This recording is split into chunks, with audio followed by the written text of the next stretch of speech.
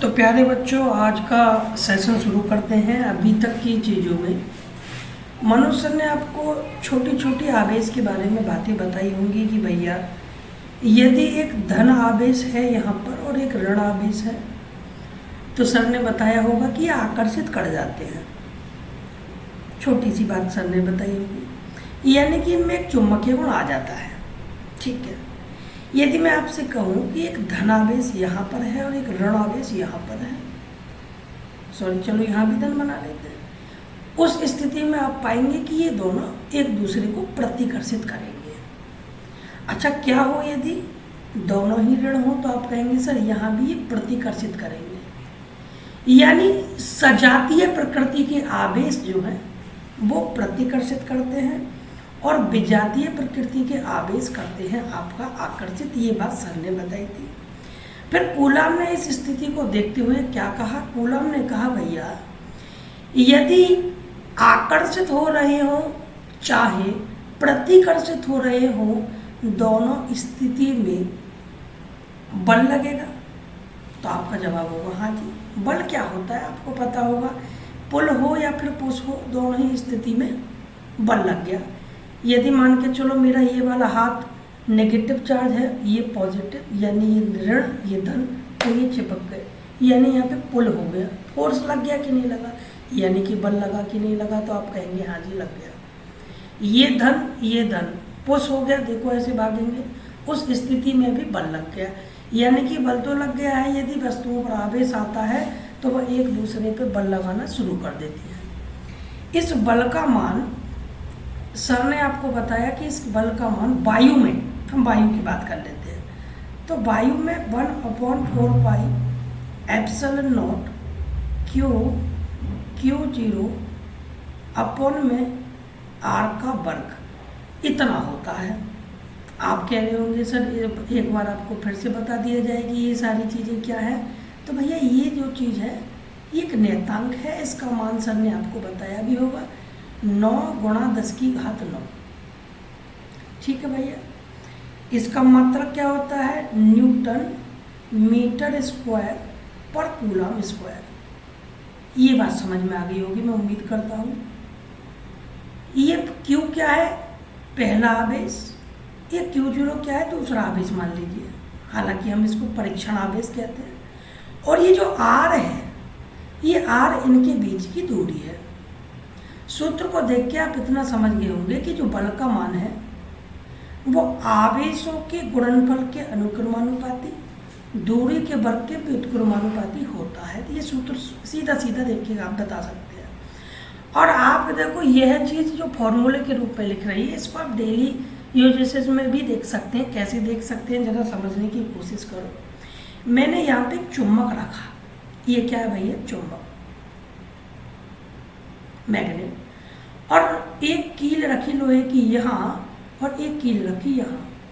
तो आप बताइए कौन सी ज़्यादा आकर्षित होगी? तो आप कहेंगे जो पास वाली है वो ज़्यादा आकर्षित होगी और जो दूर वाली है वो थोड़ी कम आकर्षित होगी। मैं इस बात को क्या लिख सकता हूँ? क्या ये आयरन है, ये क्या है भैया?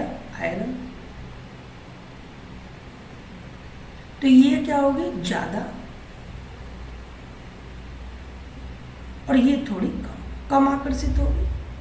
आप देख पा रहे हैं कि दूरी बढ़ने पर बल का मान कम हो गया। सेम चीज़ यहाँ पर है कि यदि आप दूरी का मान बढ़ाएंगे, यदि आप क्या करेंगे भैया? दूरी का मान बढ़ाएंगे, उस स्थिति में बल का मान घट जाएगा। मैं उम्मीद करता हूँ ये कूलाम का नियम क्या है, मैंने मोटी मोटी बातें आपको इसमें बता दी हैं।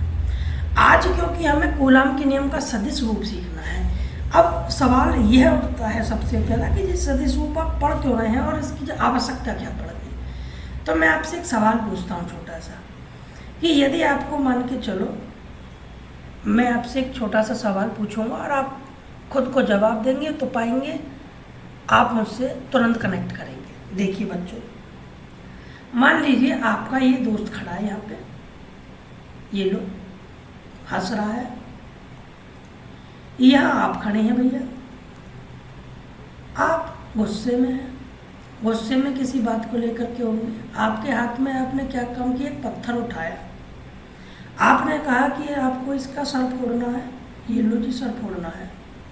तो आप मुझे बताइए, पहली चीज, आप पत्थर पे बल लगाएंगे तो आप कहेंगे हाँ जी बल तो लगाना पड़ेगा। मान लो 5 न्यूटन का लगाया, 10 न्यूटन का लगाया, साथ ही साथ आपको एक दिशा देनी पड़ेगी। दिशा किस तरफ भैया? सर की तरफ। यदि आप दिशा नहीं दोगे तो सर कहाँ फूटेगा? मान के चलो आप दोस्त यहाँ खड़ा है और इधर पत्थर फेंकोगे, क्या सर फूटेगा? तो नहीं। तो यहाँ से मैं एक बात पूछना चाहता हूँ कि बल सदिश हुआ कि अदिश, इसको दिशा की आवश्यकता हुई कि नहीं हुई? तो आपका जवाब होना चाहिए हाँ जी हुई। तो बस एक पॉइंट यहाँ पे आप नोट कर लेंगे कि बल एक सदिश राशि है। बल एक सदिश राशि है, सदिश राशि है। इतनी सी बात यहाँ पे आप नोट करेंगे। यदि बल एक सदिश राशि है, लेकिन कूलाम ने जो अपना नियम दिया उसमें तो दिशा का कोई जिक्र ही नहीं था का। वहां पे मैंने आपको एक बात बताई कि बल का मान होगा 1/4 pi epsilon not Q0 upon में दूरी का वर्ग। आप बताइए यहाँ आसपास कुछ तुम्हें कहीं भी दिख रहा है दिशा का? क्या आप दिशा का बोध कर पा रहे हैं? तो आप कहेंगे है ही नहीं दिशा। ये क्या है? फिर ये आंकिक मान है। जैसे सॉल्व करके आप इसको सॉल्व करेंगे तो 5, 10, 2, 4 जितना भी आएगा आंसर न्यूमेरिकल वैल्यू आएगी, आंकिक मान आएगा। यानी कि 5 तो आ गया, 10 तो आ गया। अब अगर सर वाली दिशा नहीं मिली तो सर नहीं फूटेगा। ऐसे ही कूलम के साथ यह दिक्कत हो गई कि भाई अगर इसकी दिशा नहीं दिखाऊंगा तो मामला अधूरा रहेगा। तो कूलम को क्या करना पड़ा? इसका सदिश रूप भी बनाना पड़ा। 2-3 बातें मैं आपको बताना चाहता हूँ प्यारे बच्चों। कुछ बच्चे ऐसे हो सकते हैं जो 11th में ही वेक्टर यानी कि सदिश के सारी चीज़ों को ठीक ठाक पढ़ लेते हैं, तो उनके लिए क्या रहेगा, एक रिवीजन का काम हो जाएगा। क्योंकि पहले मैं बताऊंगा सदिश क्या होते हैं, थोड़ी सी उनकी बहुत सारी मूलभूत जानकारियाँ जो होती हैं वो बतानी पड़ेगी। उसके बिना संभव नहीं है कि आप कूलम के नियम का सदिश रूप सीखें। और एक बात, कोई भी बच्चा यदि यह मान के बैठा है कि भैया मैं सदिश राशियों के गुण नहीं सीखूंगा और डायरेक्ट कूलम के नियम का सदिश रूप सीख लूँगा, यह छोड़ो, अगर वो ये भी सोच रहा है कि मैं फिजिक्स का पी भी सीख जाऊँगा तो वो अपने आप को मूर्ख बना रहा है, क्योंकि सदिश आपका पीछे छोड़ेंगे ही नहीं। तो शुरुआत करते हैं सदिशों के बारे में। यदि आपने केवल सदिशों के फंडामेंटल गुण यानी कि छोटे छोटे गुण सीख लिए, उसके बाद में मैं आपको दावे के साथ मैं कह सकता हूँ कि कूलम के नियम का सदिश रूप हो या फिर सदिश राशियों से रिलेटेड कोई भी चीज़ें कहीं भी हो, न्यूमेरिकल हो, डेरिवेशन हो या कुछ भी आए, आप 1 सेकंड के अंदर उसको भांप लेंगे कि होने क्या वाला है। तो मैं उम्मीद करता हूँ कि आप यह बातें बहुत प्यार से और बहुत ध्यान से समझेंगे। देखो बहुत जल्दी में नहीं पढ़ेंगे, फिजिक्स और मैथ इतने अच्छे खास सब्जेक्ट होते हैं कि ये जल्दी तो सीखे ही नहीं जा सकते। जो इन्हें जल्दी करने की कोशिश करेगा वो ख़त्म हो जाएगा। अच्छा प्यारे बच्चों, मैं यहाँ पे एक बात और आपको जोड़ने वाला हूँ, आपको बड़ा अच्छा लगेगा। देखो यहाँ पे मैं आपकी रूट तैयार कर रहा हूँ। जैसे मैंने यहाँ पे लिखा ना, बल एक सदिश राशि है। अभी के लिए ये याद कर लो, कार्य या ऊर्जा। कार्य मैं इसको यूज करूँगा बात को, या ऊर्जा, क्योंकि भैया ऊर्जा और कार्य एक ही बात होती है, अदिश राशि होती है। आप दोनों बातों को हमेशा दिमाग में सेट रखेंगे। आप पूछ रहे होंगे सर इसका क्या करना है हमें? पता है क्या करना है? होता क्या है, जैसे कि मैं किसी बच्चे से पूछता हूँ कि भैया एक बात बताओ, विद्युत क्षेत्र कैसी राशि होता है? तो पता है क्या कहेंगे? हाँ जी ये सदिश होता है और इसकी दिशा होती है। मेरे भाई पूरा इलेक्ट्रोस्टैटिक, पूरा इलेक्ट्रिसिटी यानी कि फिजिक्स का आधी किताब खत्म हो जाएगी। आपको ना राशियाँ नहीं दिखेंगी, उनकी दिशा कैसे देखोगे? मैं आपसे एक बात पूछता हूँ, किसी ने आवेश देखा है? देखने की बात बता ना, फील नहीं। तो आप कहेंगे कोई आवेश को देख नहीं सकता। मैं कहूँगा प्रतिरोध देखा है? तो आप कहेंगे जी ये बिल्कुल नहीं देखा। मैं आपसे पूछूंगा विद्युत क्षेत्र देखा है कभी? तो आप कहेंगे नहीं देखा। ये देखने वाली चीज़ नहीं है। जब आप राशियाँ नहीं देख सकते तो उनकी दिशा कहाँ से देखोगे? ये नॉनसेंस वाली बात हो जाएगी। फिर हम क्या करते हैं? हम आइडिया लगाते हैं। हम क्या करते हैं? आइडिया लगाते हैं, हम तुलना करते हैं कि यह राशि बनी किससे। यदि बल से बनने वाली कोई राशि होगी तो मैं इसको फटाक से कहूँगा भैया ये सदिश हो गया। कार्य से बनने वाली होगी तो मैं कहूँगा अदिश हो गया। क्या कहूँगा, अदिश हो गया। बात समझ पाए कि नहीं समझ पाए भैया? अगर चीनी मीठी है तो चीनी से बनने वाले प्रोडक्ट कैसे होंगे? आप कहेंगे मीठे। बताओ, अगर नमक नमकीन होता है तो नमक से बनने वाले प्रोडक्ट कैसे होंगे? कड़वे थोड़े होंगे। हाँ, अत्यधिक मात्रा में मिलाएंगे कड़वे भी हो जाएंगे, है ना। ये एग्जाम्पल की बात है। यानी कि मैं जब भी कभी आपसे पूछूंगा कि मैं इसको डिफाइन यानी कि परिभाषित बल से कर रहा हूँ, यदि बल से कर रहा हूँ तो वह राशि सदिश हो जानी चाहिए, और कार्य से करूँ तो आप कहेंगे जी ये अदिश हो गया। मुद्दे पर आते हैं, बस ये 2 पॉइंट आप याद रखेंगे। अब सीखते हैं सदिशों के बारे में। सदिशों के बारे में शुरुआत करते हैं। प्यारे बच्चों, मैं आपसे एक बात पूछना चाहता हूँ। मैंने कहा भैया एक काम करो, 5 न्यूटन का फोर्स है और एक 15 न्यूटन का फोर्स है, आप इनको जोड़ के दिखा दो। तो आप कहेंगे जी 15 ये रहा, 5 ये रहा, 20 हो गया। मैं कहूँगा गलत हो गया। तो आपका सवाल होना चाहिए जी फिर कैसे जोड़े, आप ही बता दो। तो मैं आपको एक बात बता देता हूँ भैया, जैसे अदिश राशियाँ जोड़ती हैं ना कि 5 में 15, 10 में 5, वो जो तुम गिनती करते आ रहे हो, वो ऐसे नहीं जुड़ती हैं सदिश राशियाँ। सदिश राशियों को जोड़ने के लिए कुछ नियम होते हैं। 2 तरीके से मैं आपको जोड़ना सिखाऊंगा, और दोनों ही तरीके बहुत ज़रूरी है। यदि आपने ये नहीं सीखे तो आप ये समझ लीजिए फिजिक्स खत्म है तुम्हारी, फिर आप फिजिक्स को सीख नहीं सकते। फिर आप फिजिक्स के 2-4 छोटे मोटे डेरिवेशन हट के जा सकते हो, उनसे कोई फायदा पड़ता नहीं है। एक बार सीखेंगे, मैं आपको ये उम्मीद देता हूँ कि कभी ज़िंदगी में आपके ये पीछे नहीं पड़ पाएंगी, आपको बिल्कुल हमेशा सुविधा ही देंगे। मैं आपको एक बात बताता हूँ प्यारे बच्चों, यदि आपको 2 सदिश जोड़ने हो ना तो आप 2 तरीके से जोड़ सकते हैं। पहला तरीका बताता हूँ सूत्र की मदद से। पहला तरीका होता है कि आप पहले सदिश का स्क्वायर करेंगे, दूसरे सदिश का स्क्वायर करेंगे, और फिर 2 की मल्टीप्लाई दोनों के सदिशों के गुणनफल से करेंगे। और यहाँ पे भैया ये cos थीटा और लगाना पड़ेगा। ये थीटा क्या है? थीटा दरअसल में ए और बी के बीच का कोण है। यानी यहाँ पर जो जानकारी थी वो अधूरी थी। 15 और 5 को जोड़ नहीं सकते जब तक कि आप क्या ना बताएं भैया, कोण ना बताएं, यानी कि थीटा ना बताएं। थीटा जरूरी है। और यदि मैं थीटा बता दूंगा, मान के चलो मैंने थीटा बता दिया 30, चलो 60 बता दिया, तो अब आप इसको जोड़ सकते हैं बड़े आराम से। कैसे जोड़ेंगे? आप कहेंगे जी पहले का स्क्वायर यानी कि 25, 15 का स्क्वायर 225, और उसके बाद में 2, 5, 15, और cos 60 का मान कितना होता है? तो आप कहेंगे जी आधा। ये 2 से 2 कटेगा, और उसके बाद में आप इसको इसमें जोड़ के और इसकी मल्टीप्लाई करके उसका रूट लेके आंसर निकाल सकते हैं। यहाँ पे मैं गुणा भाग तो आपको बिल्कुल नहीं सिखाने वाला हूँ, ये तो आप जानते हैं। तो सदिशों को जोड़ने के लिए पहली चीज़ जो हो गई वो हो गया सूत्र। फिर दूसरी क्या हो गया? देखो दूसरी चीज़ जो मैं आपको सिखाता हूँ। मान के चलो आपको 5 न्यूटन का सूत्र 5 न्यूटन का बल जोड़ना है। ये रहा जी 5 न्यूटन, और एक है बल, चलो एक काम करते हैं, इसको 4 न्यूटन का कर लेते हैं।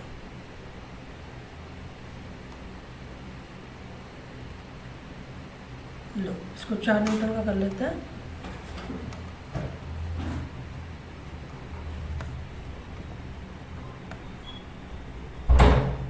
हम्म 4 न्यूटन का कर लेते हैं। और एक दूसरा हो गया बल 3 न्यूटन का। कितने न्यूटन का हो गया? 3 न्यूटन का हो गया भैया, ठीक है।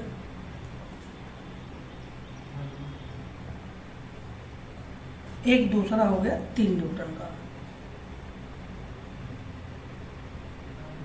ये लो जी। अब आपको ये जोड़ना है, कोण में बता दे रहा हूँ, कोण रखना है आपको 90 डिग्री का। एक तो भैया तरीका ये हो गया, यहाँ आप सूत्र में जाएंगे और लगाएंगे और फॉर्मूला लगा के आप आंसर पाएंगे। तो ज़रा बताइए 3 न्यूटन और 4 न्यूटन को जोड़ना हो, कोण 90 हो, तो ज़रा बताइए कितना मान आएगा ये 2 बलों को जोड़ने के लिए? तो आप फॉर्मूले से निकाल सकते हैं। देखो दूसरा तरीका क्या है, आप 1 सेंटीमीटर को 1 न्यूटन मान लो स्केल पे, उसके बाद एक 4 न्यूटन की लाइन बनाओ, और एक बना दो भैया 3 न्यूटन की, ठीक है। और पहले के चोंच से दूसरे का पोंच ऐसे करके मिला दोगे, ठीक। आपको क्या करना है, 3 न्यूटन का फोर्स या 4 न्यूटन का फोर्स यहाँ रखोगे, 90 का कोण बनाओगे डी या कंपास से, जैसे भी आपको अच्छा लगे, और उसके बाद में यहाँ 3 न्यूटन का फोर्स बना दोगे। सेंटीमीटर की लाइन ही खींचनी है दरअसल में। उसके बाद आप क्या करोगे पता है आपको, और जो भी जोड़ने होंगे, जो ध्यान रखना इस बात को, बहुत अच्छी तरह से ध्यान रखना, जिन वेक्टरों को आपको जोड़ना है उसकी चोंच से दूसरे की पोंच, यानी कि इसके हेड से इसका टेल जुड़ना चाहिए, तभी जोड़ पाएंगे। बात समझ पाए होंगे मैं उम्मीद करता हूँ। इसका मतलब ये हो गया जिनकी चोंच और पोंच कनेक्टेड है, यानी कि इनको आप जोड़ रहे हैं। अब तीसरा एक और एरो बनाएंगे, इसकी पोंच उठाएंगे और इसकी चोंच और ऐसे करके बना देंगे। ये लो जी तीसरा बन गया। उस सूरत में क्या होगा, ये इन दोनों का परिणामी होगा, यानी कि रिजल्टेंट होगा। बात समझ पाए नहीं समझ पाए? अब आपको कुछ नहीं करना है, स्केल से इस लाइन को मेजर कर लेना है। तो आप पाएंगे 5 आ गया। क्या आ गया? 5। ये चीज आपने ज्योमेट्री से की तब भी 5 आई, और भैया अब यहाँ पे रखने के बाद देखेंगे 5 ही आना है। कैसे आ गया जी 5? 5 ऐसे आ गए मेरे भाई कि यहाँ पर मैं पहले वेक्टर का वर्ग करूँगा, यानी कि 4 का वर्ग, तो कहूँगा 16। दूसरे वेक्टर यानी 3 का वर्ग, यानी कि 9, और 2 और फिर 4 फिर 3, और उसके बाद में cos 90, क्योंकि मैंने एंगल कितने का बनाया है, तो आप कहेंगे 90 का। तो भैया cos 90 का मान कितना होता है, आप कहेंगे 0, तो ये पूरा टर्म ही 0 हो गया। अंदर क्या बचा? 16 9 25 और 25 का रूट हो गया 5 न्यूटन। आप सूत्र से निकालो चाहे ज्योमेट्री से निकालो, आपका मान में कोई परिवर्तन नहीं होगा। मैं आपसे 2 बातों की उम्मीद करता हूँ। पहला, आपको ये सूत्र हमेशा याद रहना चाहिए। दूसरी बात, जिन वेक्टर को जोड़ते हैं, जैसे कि इसको जोड़ रहा हूँ और इसको जोड़ रहा हूँ, तो भैया जुड़ने का मतलब होता है एक की चोंच दूसरे की पोंच, एक का शीर्ष दूसरे के पूंछ से जुड़ा हुआ होना चाहिए। तो कहेंगे ये दोनों ये और ये जोड़ने हैं। तीसरा जो होगा वो इनका परिणामी होगा। आप ऐसे भी सोच सकते हैं, मान के चलो यहाँ से आप चले, आपके पास यहाँ टारगेट है कि सी पॉइंट पे पहुँचना है, तो आप कहेंगे 2 रास्ते हैं मेरे पास, यहाँ से यहाँ जाओ फिर यहाँ से यहाँ जाओ, या डायरेक्ट यहाँ से यहाँ पहुँच जाओ। यानी कि इसका और इस रास्ते का परिणामी ये अकेला वाला रास्ता है। यहाँ से मैं कह सकता हूँ यदि ये ए है ये बी है, तो ये आर जो है ना, ये क्या है जरा बताओ, तो आप कहेंगे जी आर है इन दोनों रास्तों का परिणामी। तो भैया वेक्टर ऐसे ही जोड़ेंगे। पहली बात तो बिना कोण के जोड़ेंगे नहीं, ठीक। बिना कोण के वेक्टर को कोई भी नहीं जोड़ सकता। अब मैं क्या करूँगा, जल्दी जल्दी से 2-3 चीज़ बनाऊंगा, आपको अपने कॉपी में आंसर लिख के बताना है या चेक कर लेना है। एक बात ध्यान रखना, बिना कॉपी पेन लेके जो भी बैठा हो वो भूल जाए। फिजिक्स नहीं होगी ऐसे, साथ के साथ करनी पड़ेगी मेरे। मैं बच्चों देखो बिल्कुल बेसिक से बता रहा हूँ। मैं ये मान के बैठा हूँ कि भाई किसी को कुछ नहीं आता। इससे ये आसानी होगी कि मुझे सिखाने का पूरा मौका मिलेगा और आपको सीखने का पूरा मौका मिलेगा, ठीक है। और भाई ये पता क्या होता है कि फिजिक्स के अंदर ये खास बात होती है कि नई चीज़ें आपको रोक ही नहीं पाएंगी। कितना भी कठिन कोई डेरिवेशन हो, कितना भी कठिन कोई न्यूमेरिकल हो, वो नया नहीं रोकता है, रोकेंगे पुराने 11th के कॉन्सेप्ट। और यही कसमकस बच्चे की ज़िंदगी खराब कर देती है। 11th पढ़ के नहीं आता, 12th पढ़ नहीं पाता। अभी तक के बच्चों को मैं जो पढ़ाता हूँ, मैं बच्चों अभी तक CBSE board, ICSE board, international board के बच्चों को पढ़ाता हूँ दिल्ली में। लेकिन अभी मेरा ये मानना है, क्योंकि मैं खुद एक UP बोर्ड से पढ़ा हुआ बच्चा हूँ, क्या सारे रिसोर्सेज पे हक इन्हीं बच्चों का है? क्या एक UP बोर्ड का बच्चा सपने नहीं देख सकता? क्या वो नहीं जान सकता या वो नहीं चाह सकता कि वो भी IIT में एडमिशन ले? क्या वो नहीं चाह सकता कि वो अच्छे कॉलेज में एडमिशन लेके अच्छी पढ़ाई करे? मैं बस इसलिए ये चाहता हूँ कि आप बच्चे अच्छे से सीख जाए। मैं आपको ये उम्मीद देता हूँ कि जिस तरह से और जितने अच्छे तरीके से मैं आपको फिजिक्स सिखाने वाला हूँ, मैं आपको कोई नहीं सिखा पाएगा।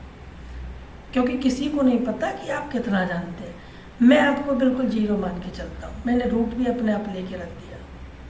और अगर किसी बच्चे को ये लगता है कि नहीं जी मुझे आता, तो आप एक काम करो, वीडियो स्किप करो और डायरेक्ट पहुँचो कूलम के नियम के सदस्य रूप पे। यहाँ भाई बस वही बच्चे बने रहे जिनका थोड़ा फंडामेंटल कमजोर है।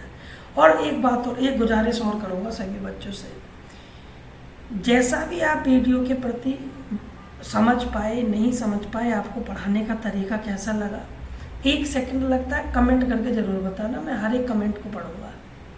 इससे क्या होगा, मुझे पता चलेगा क्या मैं ठीक दिशा में कार्य कर रहा हूँ, क्या मुझे डेली इसी दिशा में कार्य करना है। तो 1 सेकंड लगेगा, 2-3 चीज़ें आपसे बोलूँगा, हर एक बच्चे को कमेंट जरूर करना है। ये बिल्कुल नहीं करना नाइस सर, बस आपको यदि कुछ लगे थोड़ा और कुछ सुधार करना चाहिए उसे बताएंगे, या आपको लगे नहीं कोई सुधार की आवश्यकता नहीं है, आपके दिमाग में पूरा जा रहा है, तो आपको बताएंगे, ठीक है। और प्यारे बच्चों, मैं आपको उम्मीद दिलाता हूँ, 12th तो कोई लेवल ही नहीं बचा बेटा। 12th में तो आप 100 आउट ऑफ 100 का परसेंटेज लाएंगे। आप किसी भी कॉम्पिटिटिव एग्जाम में बैठ जाना, फिजिक्स परेशान नहीं करेगा, मैं आपको ये दिलासा दे सकता हूँ, मैं आपको ये उम्मीद दे सकता हूँ। आप मेरे साथ ज़्यादा नहीं, केवल 10 दिन जुड़ के देखिए। 10 दिन के बाद यदि आपको ये फील ना हो कि हाँ भाई हम फिजिक्स पढ़ना सीखें, तो हमें बताना। आप फिजिक्स के साथ साथ पता है एक तार्किक क्षमता मैं आपके अंदर डेवलप करूँगा। वह तार्किक क्षमता आपको ये विवश कर देगी कि यह सब्जेक्ट भी कैसे पढ़ना है और दूसरा सब्जेक्ट भी कैसे पढ़ना है। तो अब ज़रा शुरुआत करते हैं अपनी आगे की चीज़ों को।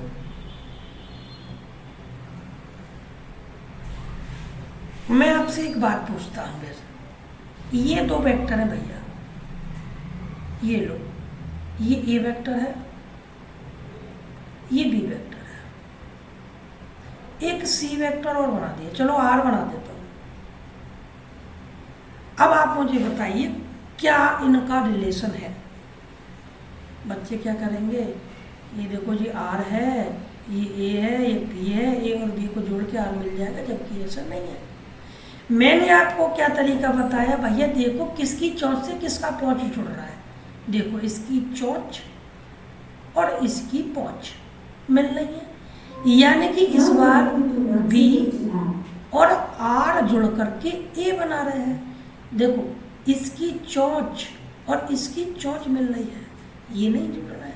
जुड़ कौन से रहे भैया, इसकी, जिसकी चोंच दूसरे की पौंच से अटैच्ड हो, हम कहेंगे वो जुड़ रहा है।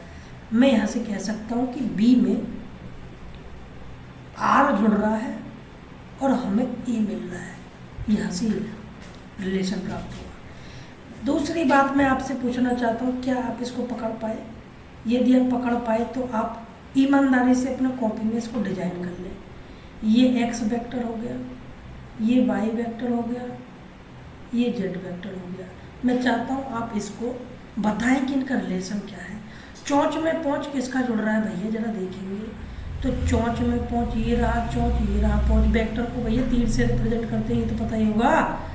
चोंच में पौंच यहाँ कनेक्ट है, तो आप कहेंगे एक्स में अब की बार जेड जुड़ रहा है। क्या जुड़ रहा है? एक्स में जेड जुड़ रहा है, और यहाँ से ये तीसरा इसका आंसर हो जाएगा, यानी कि वाई। पक्षांतर कर लूँ क्या? तो आप कहेंगे हाँ जी कर लो। तो आर का मान यहाँ से, यहाँ भी प्लस का है, इधर जाके माइनस का होगा कि नहीं होगा? तो आप कहेंगे होगा। तो मैं कहता हूँ कि आर का मान यहाँ पे ए और बी का अंतर है। यहाँ पे देखो भैया जेड का मान यहाँ पे क्या होगा, तो आप कहेंगे वाई और एक्स का अंतर है। जेड का मान वाई और एक्स का अंतर है। लो जी, ये रिलेशन बना। एक रिलेशन और बना दें, एक ये रहा वेक्टर, एक ये रहा वेक्टर, एक ये रहा वेक्टर।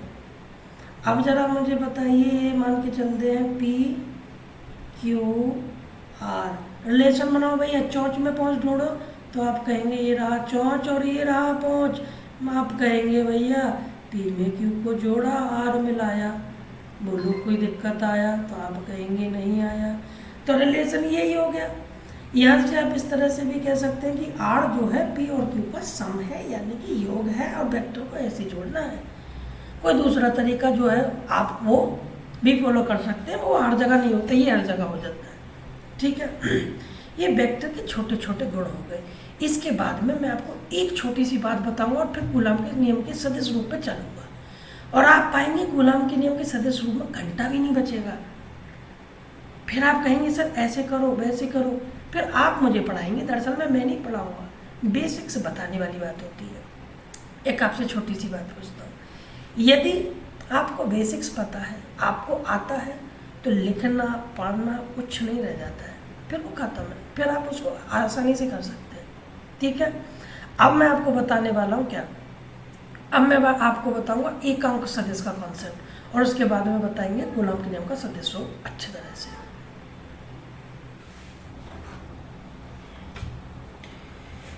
तो बच्चों, अब हमारा जो जानने का मतलब रह गया है, केवल एकांक सदिश को जानेंगे और उसके बाद कूलम के नियम का सदिश रूप आप देखेंगे ये चुटकियों में कैसे खत्म होता है। अब एकांक सदिश जानते हैं, जैसे कि मैंने कहा आप 15 मीटर चलिए और यहाँ पे लगा दिया आई कैप, तो पता है आपको क्या करना है। आप जहाँ बैठे हैं, मान लो आप यहाँ बैठे हैं, यहाँ से आपको धन दिशा में, यानी कि पॉजिटिव एक्स एक्सिस की तरफ, ये एक्स एक्सिस मान लिया, ये वाई एक्सिस हो गया, और एक जेड एक्सिस होता है। तो आपको जहाँ बैठे हैं वहाँ से सीधे हाथ की तरफ में 15 यूनिट चल रहा है। यदि मैं यहाँ पे मीटर लगा दूंगा तो 15 यूनिट चल रहा है। तो एकांक सदिश से हमें क्या फ़ायदा हो रहा है, जरा देखने की समझने की कोशिश करेंगे। जैसे कि अगर मान के चलो मैं 15 जे बोलूँ आपसे, 15 जे कैप, तो आप क्या कहेंगे, आपको कुछ नहीं करना है। जे कैप का मतलब होता है वाई एक्सिस में जाना है, और अगर मीटर लगाया तो 15 मीटर जाओगे। ठीक, और अगर के लगा दूँ यहाँ पे, तो आप क्या पता क्या करने वाले हैं, आपको जो दूरी है वो 15 मीटर जेड अक्ष की दिशा में चल रही है। अब अक्ष को आप ऐसे समझ लीजिए, यदि मैं सीधे हाथ की तरफ, इस तरफ कह रहा हूँ आपको, सीधे हाथ की तरफ, तो आपको एक्स एक्सिस की धन दिशा में चलना है। उल्टे हाथ की तरफ कह रहा हूँ तो एक्स एक्सिस की ऋण दिशा में चलना है। सामने की तरफ वाई धन, पीछे की तरफ वाई ऋण, और यदि मैं ऊपर उड़ने लग जाऊँ तो आप समझ जाइए कि मैं जेड एक्सिस में चलने लग गया, यानी कि जेड एक्सिस की धन दिशा में। और यदि नीचे गिरता चला जाऊँ तो जेड एक्सिस की ऋण दिशा में मैं चलने लग गया हूँ। तो ये काम होता है एकांक सदिश का। अब यहाँ पे 3 बातें मैं लिखूंगा। यदि मैं आपको कहूँ कि आई कैप का मतलब बताओ, तो आप मुझसे पता क्या कहेंगे, आप कहेंगे यह है एक्स अक्ष की दिशा में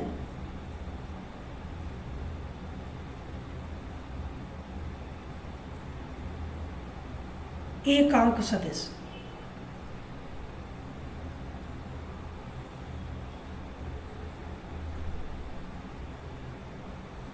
सिमिलरली जे कैप जो होगा, कैप बोलते हैं इसको, तो ये होता है वाई एक्स की दिशा में एकांक सदिश। सिमिलरली के कैप क्या होता है भैया, तो जेड एक्सिस की दिशा में एकांक सदिश। बात समझ पाए कि नहीं समझ पाए? ये दरअसल में दिशा को बताने के लिए एक नई तकनीक हो गई। जो उत्तर पूर्व दक्षिण करते थे, अब उनके लिए आईजे की एक नई चीज़ बन गई। अगर मैं इस तरफ की बात करता हूँ, पूर्व दिशा हो गई, लेकिन अगर अक्षों की बात करूँ तो वह एक्स एक्सिस की दिशा में हो गई। यदि आई कैप को मैं 1 मीटर मानूँ तो आपको 20 से समझ जाना चाहिए कि 1 मीटर का ही 20 गुना हो गया है। अब आपको 1 यूनिट नहीं चलना है, आपको 20 गुना चलना है। कहाँ चलना है? तो आई कैप का मतलब एक्स एक्सिस, जे कैप का मतलब वाई एक्सिस, के कैप का मतलब जेड एक्सिस हो गया यहाँ पे। एकांक सदिश को आप, मैं उम्मीद करता हूँ, समझ पाए होंगे। अब बात आती है कि एकांक सदिश होता क्या है और इसको हमने डिफाइन कैसे कर लिया। तो आप बच्चों एक बात ध्यान रखेंगे। क्या ध्यान रखेंगे? समझने की कोशिश करें। मैंने कहा कि भैया इस 20 आई कैप को खाली आई कैप बनाओ, तो कैसे बनाओगे? तो आप यहाँ लिखें 20 आई कैप, और यदि इसी संख्या का डिवाइड 20 से कर दो तो 20 से 20 कट जाएगा और आई कैप आ जाएगा कि नहीं आ जाएगा? यानी आपने क्या काम किया, किसी सदिश को उसके आंकिक मान से भाग कर दिया, तो एकांक सदिश आई कैप आ गया। तो एकांक सदिश कोई नई चीज़ नहीं है, इतनी सी चीज़ है कि किसी सदिश को उसके आंकिक मान से भाग कर देंगे तो एकांक सदिश आ जाता है। दूसरी बात, यदि आई कैप की दिशा एक्स एक्सिस में है, तो जरा मुझे एक बात बताओ, इतनी सी बात मैं आपसे जानना चाहता हूँ कि ये 20 आई कैप किधर होगा, तो आप कहेंगे जी ये भी एक्स एक्सिस में होगा, यानी कि जिस तरफ एकांक सदिश उस तरफ ही क्या होंगे, उससे बनने वाले सदिश भी हो जाएंगे। मैं उम्मीद करता हूँ ये बात मैं आपको समझा पाया हूँगा। आई कैप का मतलब, जे कैप का मतलब, के कैप का मतलब और किस तरह से आपको रिएक्ट करना है। मैं जल्दी जल्दी से 2 बातें लिखता हूँ, आप मुझे उसका जवाब देंगे। 20 जे कैप यदि मैं बोलूँ नेगेटिव दिशा में और मीटर में बोलूँ, तो आपको कुछ नहीं करना है, आप जहाँ बैठे हैं वहाँ से पीछे की तरफ जाएंगे, 20 मीटर, काम बन गया। ये दूरी कहाँ हो गई, वाई एक्सिस पे हो गई, हाँ जी हो गई। माइनस को देखते हुए आप क्या करेंगे कि आप पीछे की दिशा में चलेंगे, क्योंकि वाई अक्ष 2 दिशा में होगा, एक तो देखो ऋण और इस तरफ धन। तो यदि माइनस लग रहा है तो उसका मतलब आपको जहाँ बैठे हैं उसकी पीछे की तरफ चलते चले जाएंगे। यदि आई कैप होता तो एक्स एक्सिस इधर हो जाता है ना, प्लस इस तरफ, माइनस इस तरफ, प्लस आई कैप इस तरफ होगा, माइनस आई कैप इस तरफ होगा, प्लस जे कैप सामने की तरफ, प्लस जे कैप माइनस जे कैप पीछे की तरफ, प्लस के कैप ऊपर हवा में और माइनस के कैप नीचे हवा में, नीचे की तरफ मैं यदि जाऊंगा तो उस दिशा में एकांक सदिश होने लग जाएंगे। फिर मैं आपको बता रहा हूँ कि एकांक सदिश का सूत्र क्या होता है। तो एकांक सदिश का सूत्र होता है वेक्टर अपॉन उसका आंकिक मान। आपने यही तो किया था, मैंने कहा था भैया खाली एकांक सदिश बना दो 20 आई कैप को, तो तुमने क्या काम किया कि 20 आई कैप जो वेक्टर था उसका 20 से ही डिवाइड कर दिया। आपने पाया कि वो तो आई कैप बन गया है, यही मुझे चाहिए था। चलिए अब आगे की कार्रवाई शुरू करते हैं। उसके बाद में हम क्या करेंगे, अब बच्चों हेडिंग अब आप लगा सकते हैं, कूलम के नियम का सदिश रूप।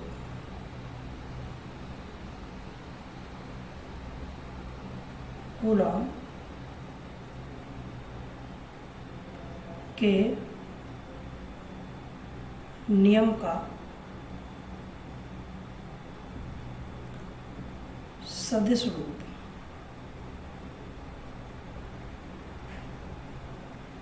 मैं 2 चित्र बनाऊंगा और 2 चित्रों के बाद में 2 बिंदु लिखूंगा और फिर डेरिवेशन खत्म हो जाएगा। देखेंगे कैसे।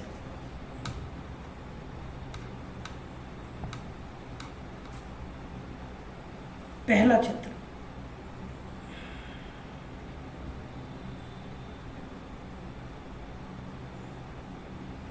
यहां पर मैंने क्या काम किया, 2 आवेश मान लिए, Q1, दूसरा हो गया भैया Q2। अब मुझे क्या करना है, इनके पोजीशन वेक्टर बनाने हैं। तो पोजीशन वेक्टर यानी कि पोजीशन वेक्टर कोई नई चीज़ नहीं है, परेशान मत होना, वही है कि कितना दूर रखा है, किस दिशा में रखा है। चलिए, एक पोजीशन वेक्टर, ये एकदम स्ट्रेट लाइन है बच्चों, लेकिन ये R1 पोजीशन वेक्टर, ये R2 पोजीशन वेक्टर बना लिया मैंने यहाँ पे। R1 position vector, R2 position vector. उसके बाद में मैंने क्या काम किया, यहाँ पे एक एरो बना दिया और यहाँ पे एक और एरो बना दिया। पहला जो मैं काम करूँगा, यहाँ पे एक काम करूँगा, एक सदिश बनाऊँगा, आप उसको ध्यान से देखेंगे थोड़ा।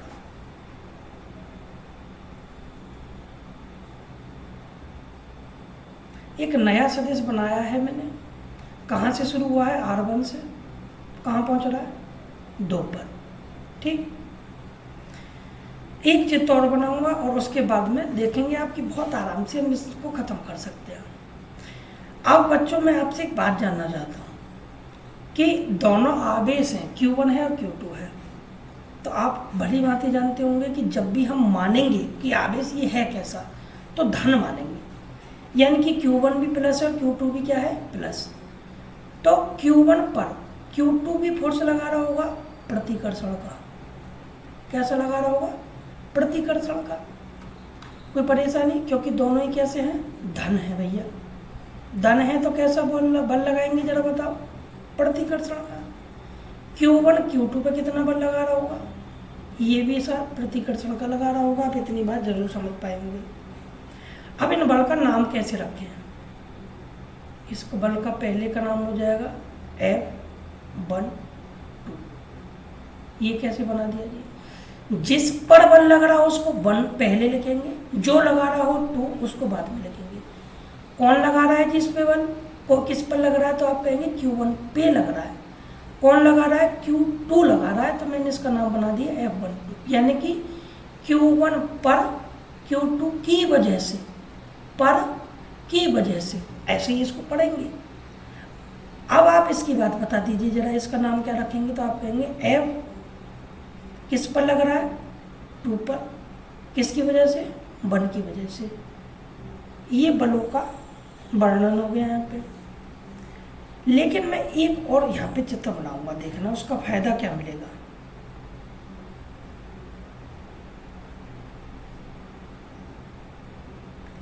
यहाँ पे Q1 बना लेता हूँ, यहाँ पे बना लेता हूँ Q2। अब मैंने क्या काम किया,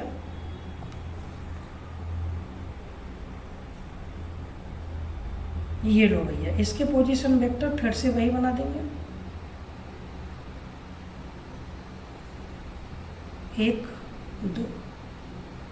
ये R1 हो गया, ये R2 हो गया। कोई इसमें परेशान होने की बात है, आप कहेंगे जी नहीं इसमें क्या है। पहले जब मैंने इस चित्र की बात की थी, इसकी, किसकी, इस वाले चित्र की,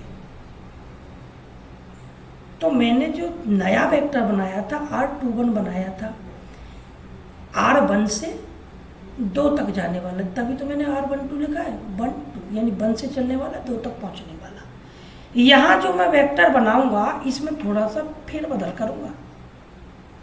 अब की बार जो मैं वेक्टर बनाऊंगा, मैं बनाऊंगा भैया कहाँ से चलने वाला, 2 से चलने वाला, 1 पर पहुंचने वाला। यानी कि यहाँ जो वेक्टर बनाया है, सदिश बनाया है, R21 बनाया है। कोई तकलीफ हुई इन दोनों चित्रों में, तो आप कहेंगे जी कुछ नहीं है।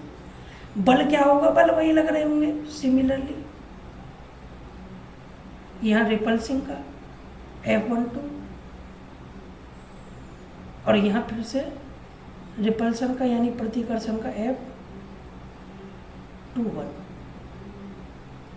क्या दोनों चित्र आपको समझ में आए, तो आप कहेंगे बिल्कुल समझ में आ गया। इसमें समझने की बात क्या है, देखो 2 बातें इसमें दिख रही होंगी मोटी मोटी, कि 2 आवेश है Q1 और Q2, उनके पोजीशन वेक्टर R1 R2 है।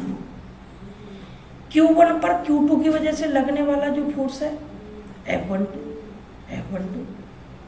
Q2 पर Q1 की वजह से लगने वाला फोर्स F21।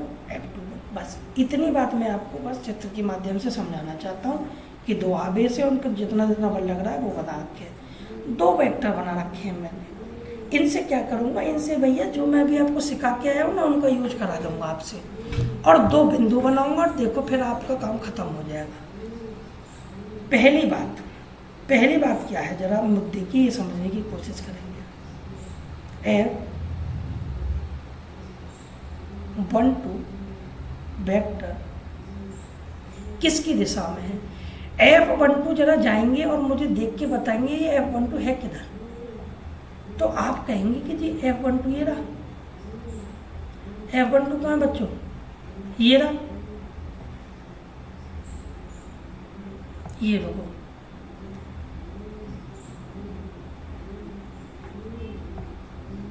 देखो F12 ये रहा। ये कहाँ से चल रहा है F12, देखेंगे जरा, ये F12 की दिशा इस तरफ है, यहाँ भी वही बात है, F12 की दिशा इस तरफ है। इस दिशा में कौन सा पोजीशन वेक्टर है, तो आपको देख के बताना है। तो आप कहेंगे जी R21 इसकी दिशा में है। देखो R21 ये जा रहा, ये हाईलाइटर से मैं दिखा रहा हूँ, R21 की दिशा, और R21 की दिशा आप देख रहे हैं यहाँ से इस तरफ, और F12 की दिशा आप देख रहे हैं इस तरफ, दोनों ही एक दिशा में है। या इस बात को क्या मैं इसको लिख सकता हूँ, तो आप कहेंगे जी लिख लो।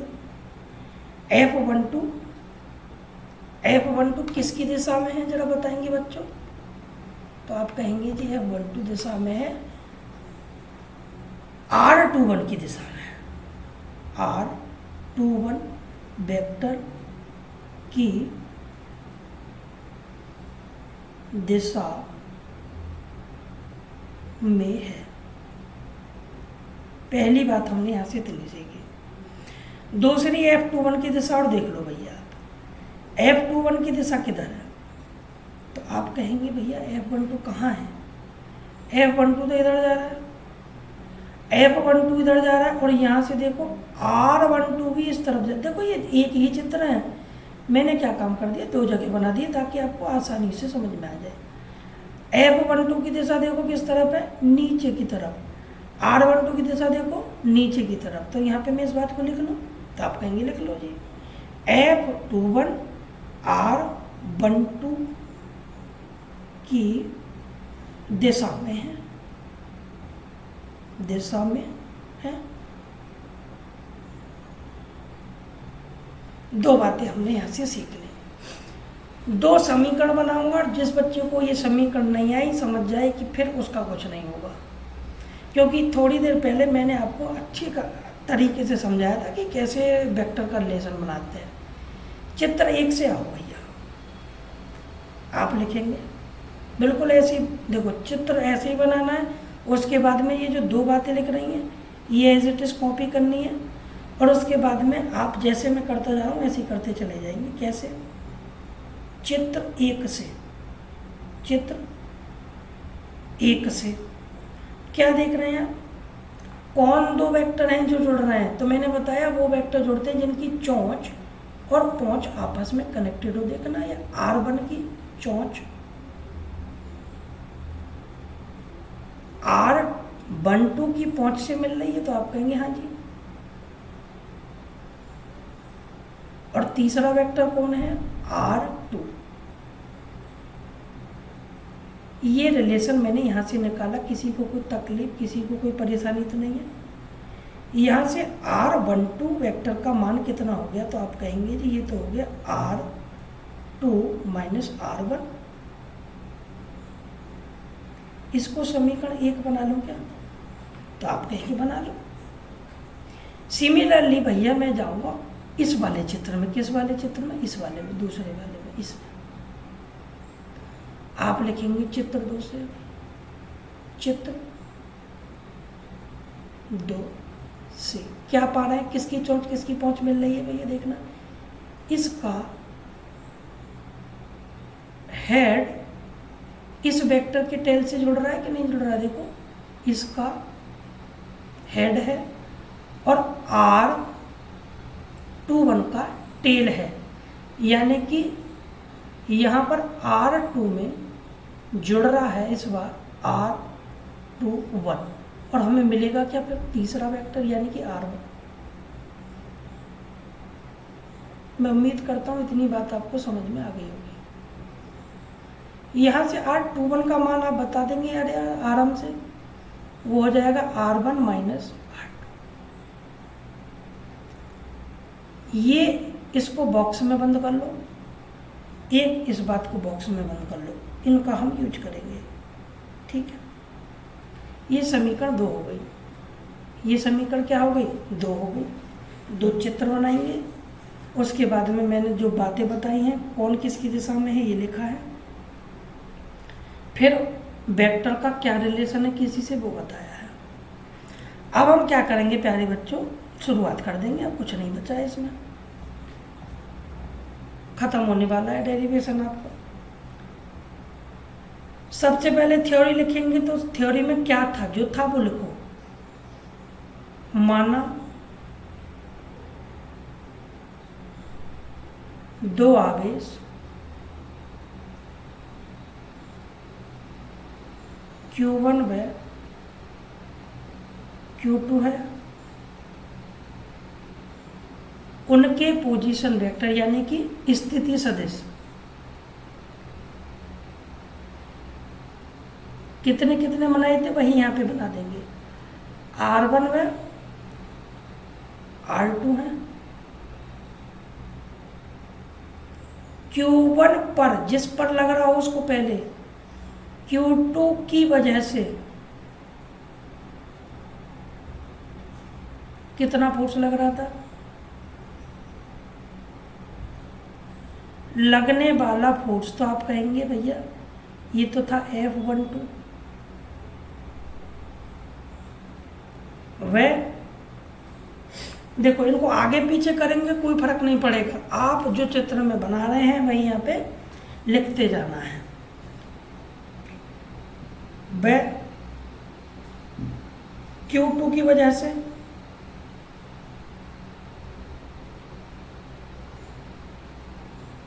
Q1 पर कितना फोर्स लगेगा हमने वहां चित्र में बना रखा है, वही बात मैं यहाँ लिख रहा हूं।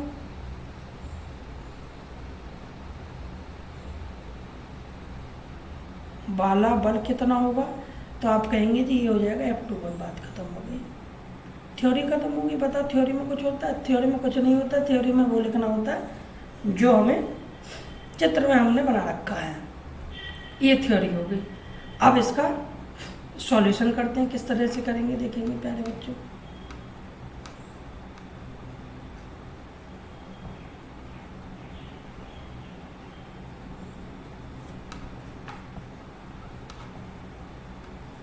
तो हम क्या कहेंगे, सबसे पहले हम एक काम करते हैं, F12 वेक्टर निकालने की कोशिश करेंगे। तो आप कहेंगे कूलम ने इतना तो हमें सिखाई दिया, कितना भैया कि 1/4πε0 कर लो और यहाँ पे Q1 Q2 लिख लो और यहाँ बीच की दूरी का वर्ग कर लो।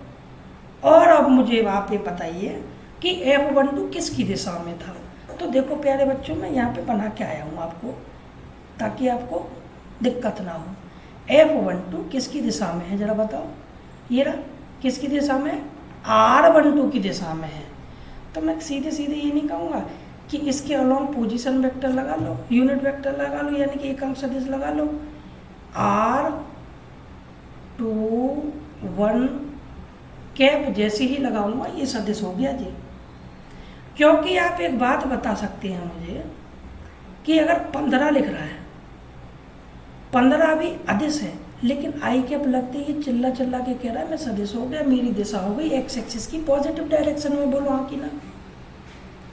तो जैसे ही मैंने यहाँ पे यूनिट वेक्टर यानी कि एक अंक सदिश ठोका, ये तुरंत कहने लग गया सदिश बन गया। अब सदिश बन गया तो इसकी थोड़ी सी और मरम्मत कर लेते हैं।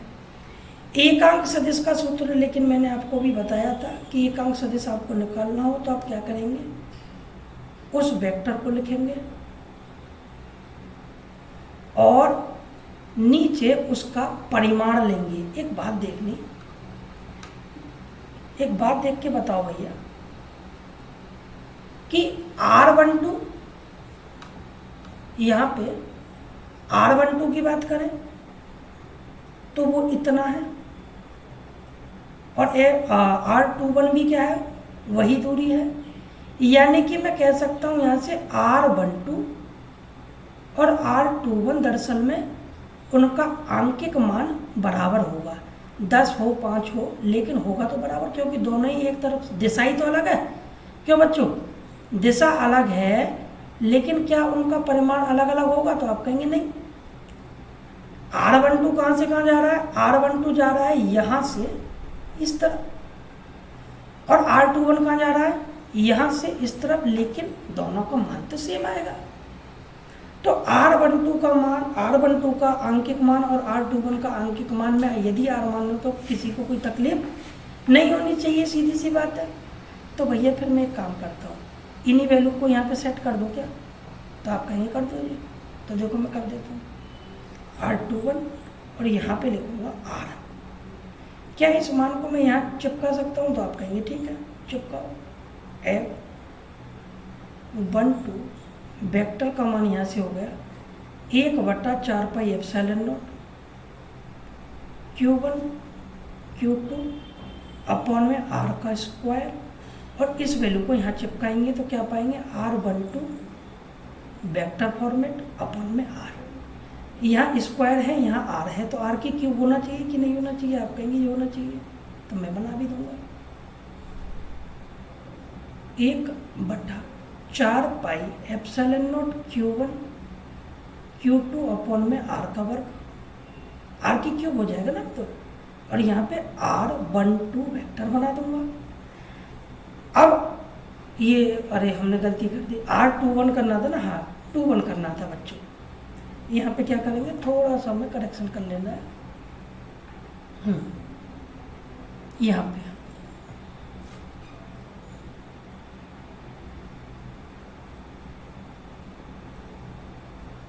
क्योंकि हम R21 लिखने वाले थे।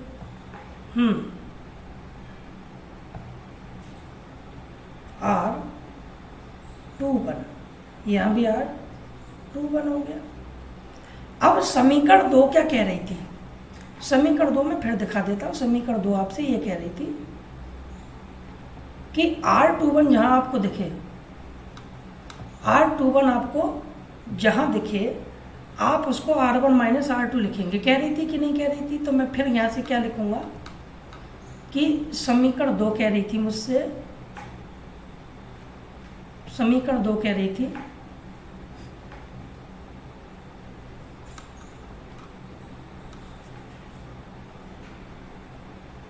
समीकरण 2 कह रही थी, क्या कह रही थी, लिखेंगे इसी बात को।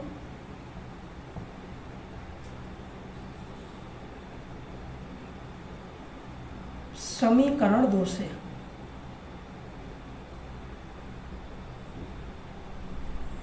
R21 जो था वो कितना था, जरा देख के बता सकते हैं क्या सभी बच्चे? देखो बच्चों, क्या था, R1 माइनस R2 क्या था भैया, R1 माइनस R2 था। क्या इस वैल्यू को यहाँ चिपका दूंगा तो किसी को कोई एतराज होगा यहाँ पे?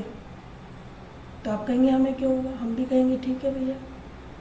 F12 वेक्टर का मान यहाँ से कितना हो गया, तो आप कहेंगे 1/4 pi epsilon not Q1 Q2 upon में R की घात 3, और यहाँ पे आ जाएगा R1 माइनस R2 वेक्टर। देखो भैया ये हो गया कूलॉम के नियम का सदिश रूप। F12 मैंने निकाल लिया। सिमिलरली मैं क्या काम करूँगा कि F21 निकालूंगा। सिर्फ कुछ नहीं करना है, सिमिलर यही करते चले जाना है। सेम कैसे करेंगे जरा समझने की कोशिश करेंगे। सेम करना है, कुछ नया नहीं करना है। आप अब भली भांति इसको आराम से कर पाएंगे। बिल्कुल जैसे यहाँ से हमने स्टार्ट किया था ना, यहाँ से बिल्कुल यहीं से स्टार्ट करेंगे बच्चों। F21 निकालने की कोशिश करेंगे। 1/4 पाई एप्सिलॉन नॉट, ये बात कूलॉम बता के गया था। चार्ज का गुणनफल ये भी बता के गया था। दूरी का वर्ग ये भी बता के गया था। अब एकांक सदिश कौन सा लेंगे, तो एकांक सदिश वो लेंगे जो F21 के अलोंग आता हो। F21 के अलोंग कौन सा आता है, ये बिंदु बना के लिखवा के गया हूँ। F21 के अलोंग भैया यहाँ चीख चीख के ये चित्र कह रहा है कि R12 है। यदि R12 है तो R12 का क्या बना दूंगा मैं, एकांक सदिश इसके साथ लगा दूंगा।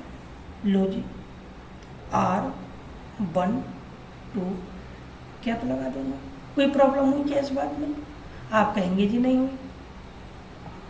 उसके बाद में मैं जल्दी से करूँगा। F21 कितना हो गया, तो आप कहेंगे भैया 1/4 पाई एप्सिलॉन नॉट, जो कहते हो कॉपी करेंगे, कोई दिक्कत वाली बात। Q1 Q2 जो कहते हो, R का स्क्वायर जो कहते हो। अब R12 कैप क्या लिखें, तो R12 कैप भी वैसे ही लिख देंगे, यूनिट वेक्टर का फॉर्मूला यानी एकांक सदिश का फॉर्मूला। R12 वेक्टर अपॉन में उसका अंकिक मान जो कि हम R मान चुके हैं, और वही चीज़ यहाँ कॉपी कर देंगे। R12 वेक्टर अपॉन में अंकिक मान। अब आप पाएंगे क्या, 1/4 pi epsilon not. Q1 Q2 को नहीं छेड़ना। अब R की घात 2 यहाँ है, 1 यहाँ है, R की पावर 3 हो जाएगा, और R12 वेक्टर आ गया जी। ये किसका मान आया आप बताएंगे, तो आप कहेंगे जी तो F12 का मान आया है। ठीक, अब हमें क्या करना है, समीकरण 1 में जाना है। किस में जाना है, ये आ गया जी F12 का मान। किस में जाएंगे पहले बच्चों, समीकरण 1 में जाएंगे। चलिए, समीकरण 1 क्या कह रही थी?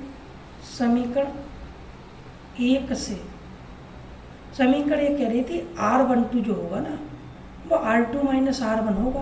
कह रही थी कि नहीं कह रही थी? आपको भरोसा नहीं होता तो मैं आपको फिर से दिखा देता हूँ।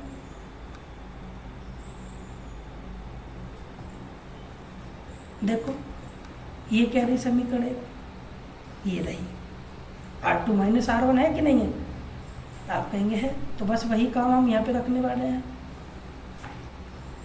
तो F21 यहाँ पे कितना हो जाएगा? तो आप कहेंगे जी 1/4πε0 Q1 Q2 अपॉन में R3 और यहाँ पे हो जाएगा R2 माइनस R1। ये आ गया आपका F21 का मान। लेकिन एक बात बताओ, क्या मैं यहाँ से माइनस कॉमन ले लूँ? तो आप कहेंगे ले लो। मैं इसको इस तरह से लिखना चाह रहा हूँ 1/4πε0 Q1 Q2 अपॉन में R3 और यहाँ हो जाएगा R1 माइनस R2, क्योंकि मैंने माइनस बाहर ले लिया है। देखो, ये F21 का मान आया है और पहले हम F12 का निकाल चुके थे। ये दो मान होते हैं कूलम के नियम का सदिश रूप। लेकिन जैसे ही मैंने इस चीज को देखा तो मुझे याद आया, भैया ये तो F12 का मान है। आप कह रहे होंगे जी ये कहाँ से हो गया? F12 के मान की तरफ झांक के देखिए तो F12 का मान कहाँ गया भैया? अरे ये मैं फिर से इसमें गलती कर दी, यहाँ पे F21 निकल रहा था भैया, F21 निकल रहा था, F21 निकल रहा था। ठीक, तो F21 का मान देखो, यहाँ पे F12 का मान देखना जरा क्या था? ये था 1/4πε0 Q1 Q2 R का क्यूब और ब्रैकेट में R1 माइनस R2 आ रहा था। यहाँ मैं देखने की कोशिश करता हूँ तो मुझे फिर से दिख रहा है कि R1 माइनस R2 आ रहा है। देखो R1 माइनस R2 आ रहा है कि नहीं आ रहा? तो आप कहेंगे जी आ रहा है। तो मैं सिमिलरली एक बात यहाँ से सीख सकता हूँ, कह सकता हूँ कि F21 जो है ना वो माइनस लगा के F12 कर लोगे तो कोई तकलीफ नहीं होगी। और यही बात जो है न्यूटन के तृतीय नियम का भी पालन कर रही है कि नहीं कर रही है? यानी कि कूलॉम का नियम न्यूटन के तृतीय नियम का पालन भी करता है। हमने यहाँ से यह भी सीख लिया और यही बात हम यहाँ पे लिख लेंगे। अतः कूलॉम का नियम